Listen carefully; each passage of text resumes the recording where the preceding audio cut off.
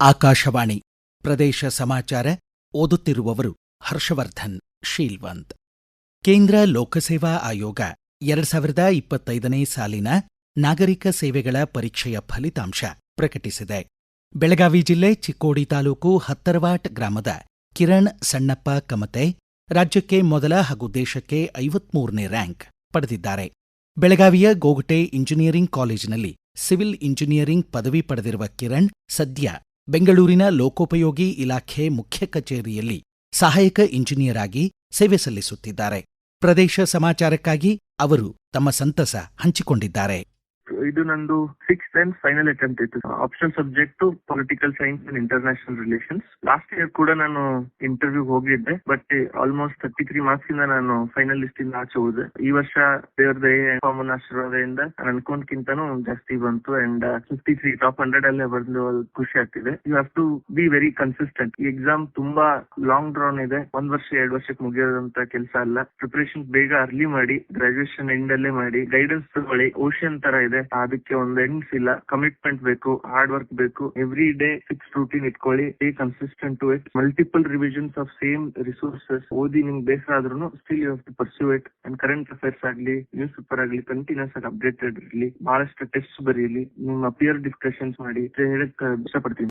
ಜನೌಷಧಿ ಅಗ್ಗ ಮತ್ತು ವಿಶ್ವಾಸಾರ್ಹ ಉಳಿತಾಯದ ಜೊತೆ ಆರೋಗ್ಯ ಲಾಭ ಎಂಬ ಧ್ಯೇಯದೊಂದಿಗೆ ಇಂದು 8ನೇ ಜನೌಷಧಿ ವಾರ್ಷಿಕೋತ್ಸವ ಆಚರಿಸಲಾಗುತ್ತಿದೆ. ರಾಜ್ಯಸಭೆ ಸಂಸದ ಈರಣ್ಣ ಕಡಾಡಿ ಪ್ರಧಾನಮಂತ್ರಿ ಜನ್ ಔಷಧಿ ಪರಿಯೋಜನೆ ಅತಿ ಕಡಿಮೆ ವೆಚ್ಚದಲ್ಲಿ ಆರೋಗ್ಯ ಸೇವೆಗಳನ್ನು ಜನೌಷಧಿ ಕೇಂದ್ರಗಳ ಮೂಲಕ ಕೇಂದ್ರ ಸರ್ಕಾರ ಒದಗಿಸುತ್ತಿದೆ ಎಂದು ಎಕ್ಸ್ ಮಾಧ್ಯಮದಲ್ಲಿ ತಿಳಿಸಿದ್ದಾರೆ.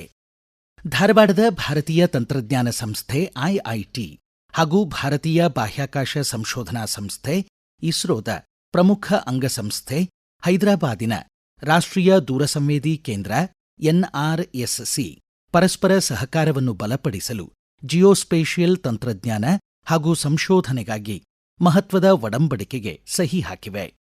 ಹಿರಿಯಕ್ಕನ ಅಕ್ಷರ ಸಂಭ್ರಮ ಮಾಲಿಕೆಯ ಅಕ್ಕ ವೀಣಾ ಶಾಂತೇಶ್ವರ್ ಅಕ್ಷರ ಸಂಭ್ರಮ ಕಾರ್ಯಕ್ರಮ ಇಂದು ಧಾರವಾಡದ ಆಲೂರು ವೆಂಕಟರಾವ್ ಸಭಾಭವನದಲ್ಲಿ ನಡೆಯುತ್ತಿದೆ. ಉತ್ತರ ಕರ್ನಾಟಕ ಲೇಖಕಿಯರ ಸಂಘ ಆಯೋಜಿಸಿರುವ ಕಾರ್ಯಕ್ರಮದಲ್ಲಿ ಖ್ಯಾತ ವಿಮರ್ಶಕಿ ಬೆಂಗಳೂರಿನ ಎಂಎಸ್ ಆಶಾದೇವಿ ಮುಖ್ಯ ಅತಿಥಿಯಾಗಿ ಪಾಲ್ಗೊಂಡಿದ್ದು ವೀಣಾ ಶಾಂತೇಶ್ವರ್ ಸಾಹಿತ್ಯದ ಅನನ್ಯತೆ ಕುರಿತು ಮಾತನಾಡಿದರು. ಉನ್ನತ ಶಿಕ್ಷಣ ಖಾತೆ ಸಚಿವ ಎಂಸಿ ಸುಧಾಕರ್ ಇಂದು ಧಾರವಾಡದ ಕರ್ನಾಟಕ ರಾಜ್ಯ ಉನ್ನತ ಶಿಕ್ಷಣ ಅಕಾಡೆಮಿಗೆ ಭೇಟಿ ನೀಡಿದ್ದು ಸರ್ಕಾರಿ ಪ್ರಥಮ ದರ್ಜೆ ಕಾಲೇಜುಗಳಿಗೆ ನೂತನವಾಗಿ ನೇಮಕಗೊಂಡ ಪ್ರಾಂಶುಪಾಲರ ಆಡಳಿತಾತ್ಮಕ ತರಬೇತಿ ಕಾರ್ಯಕ್ರಮದಲ್ಲಿ ಭಾಗವಹಿಸಿದ್ದಾರೆ. ವಿಜಯನಗರ, ಬಳ್ಳಾರಿ, ಚಿತ್ರದುರ್ಗ, ಯಾದಗಿರಿ, ಕೊಪ್ಪಳ ಹಾಗೂ ಬೀದರ್ ಜಿಲ್ಲೆಗಳಲ್ಲಿ 6 ಹೊಸ ತಾರಾಲಯಗಳನ್ನು ತಲಾ 4 ಕೋಟಿ ರೂಪಾಯಿ ವೆಚ್ಚದಲ್ಲಿ ಸ್ಥಾಪಿಸಲು ಮುಖ್ಯಮಂತ್ರಿಯವರು ಪ್ರಸಕ್ತ ಬಜೆಟ್ನಲ್ಲಿ ಪ್ರಾವಧಾನ ಕಲ್ಪಿಸಿದ್ದಕ್ಕೆ ವಿಜ್ಞಾನ ಹಾಗೂ ತಂತ್ರಜ್ಞಾನ ಖಾತೆ ಸಚಿವ ಎನ್ಎಸ್ ಬೋಸರಾಜು ಎಕ್ಸ್ ಮಾಧ್ಯಮದಲ್ಲಿ ಅಭಿನಂದಿಸಿದ್ದಾರೆ. ರೈತ ಸಮೃದ್ಧನಾದರೆ ಕರ್ನಾಟಕ ಸಮೃದ್ಧವಾಗುತ್ತದೆ ಎಂಬ ದೃಢ ಸಂಕಲ್ಪದೊಂದಿಗೆ ಕೃಷಿ ಮತ್ತು ತೋಟಗಾರಿಕಾ ಕ್ಷೇತ್ರಕ್ಕೆ ಒಟ್ಟು 8,373 ಕೋಟಿ ರೂಪಾಯಿ ಅನುದಾನವನ್ನು ಮುಖ್ಯಮಂತ್ರಿ ಮೀಸಲಿರಿಸಿದ್ದಾರೆ ಎಂದು ಕೃಷಿ ಖಾತೆ ಸಚಿವ ಎನ್ ಚಲುವರಾಯಸ್ವಾಮಿ ತಿಳಿಸಿದ್ದಾರೆ. 3 ಸುತ್ತುಗಳಲ್ಲಿ ಪ್ರಾಬಲ್ಯ ಮೆರೆದ ಬೆಂಗಳೂರಿನ ಏರ್ ಬೆಂಡರ್ಸ್ 1 ಮತ್ತು ಚೆನ್ನೈ ಸ್ಟಾಲ್ 7 ತಂಡಗಳು ಮಂಗಳೂರಿನಲ್ಲಿ ಆರಂಭವಾದ ಇಂಡಿಯಾ ಅಲ್ಟಿಮೇಟ್ ಬೀಚ್ ನ್ಯಾಷನಲ್ಸ್ ಮೊದಲ ದಿನ ಕ್ರಮವಾಗಿ ಸ್ವಿಸ್ ಎ ಮತ್ತು ಸ್ವಿಸ್ ಬಿಯಲ್ಲಿ ಪಾರಮ್ಯ ಮೆರೆದವು. ಪ್ರಿಸ್ಬಿ ಡಿಸ್ಕ್ ಬಳಸಿ ಆಡುವ ಈ ಆಟವನ್ನು ಪಶ್ಚಿಮ ಕರಾವಳಿಯಲ್ಲಿ ಮೊದಲ ಬಾರಿಗೆ ಆಯೋಜಿಸಲಾಗಿದೆ. ಮೈಸೂರಿನಲ್ಲಿ ಸೈಕ್ಲಿಂಗ್ ವೆಲೋಡ್ರೋಮ್, ಕಲಬುರಗಿಯಲ್ಲಿ ಕ್ರೀಡಾ ವಿಜ್ಞಾನ ಕೇಂದ್ರ, ವಿರಾಜಪೇಟೆಯಲ್ಲಿ ಕ್ರೀಡಾ ತರಬೇತಿ ವಸತಿ ನಿಲಯ, ಬೆಳಗಾವಿಯಲ್ಲಿ ಕುಸ್ತಿ ಅಖಾಡಾ ಸೇರಿದಂತೆ ಯುವ ಸಬಲೀಕರಣ ಮತ್ತು ಕ್ರೀಡಾ ಇಲಾಖೆಗೆ ಹಲವು ಯೋಜನೆಗಳನ್ನು ಬಜೆಟ್ನಲ್ಲಿ ಘೋಷಿಸಲಾಗಿದೆ. ಕಯಾಕಿಂಗ್ ಮತ್ತು ಕನೋಯಿಂಗ್ ಶ್ರೇಷ್ಠತಾ ಕೇಂದ್ರ ಸ್ಥಾಪನೆಗೆ ಪ್ರಾವಧಾನ ಕಲ್ಪಿಸಲಾಗಿದೆ. ಕಲಬುರಗಿಯ ಚಂದ್ರಶೇಖರ್ ಪಾಟೀಲ್ ಕ್ರೀಡಾಂಗಣದಲ್ಲಿ ನಾಳೆ ಸಮಾರೋಪಗೊಳ್ಳಲಿರುವ $30,000 ಅಮೆರಿಕನ್ ಪುರಸ್ಕಾರದ ಕಲಬುರಗಿ ಓಪನ್ ಐಟಿಎಫ್ 35 ಮಹಿಳೆಯರ ಟೆನಿಸ್ ಟೂರ್ನಿಯ ಡಬಲ್ಸ್ ಫೈನಲ್ಸ್ ಇಂದು ನಡೆಯಲಿದೆ.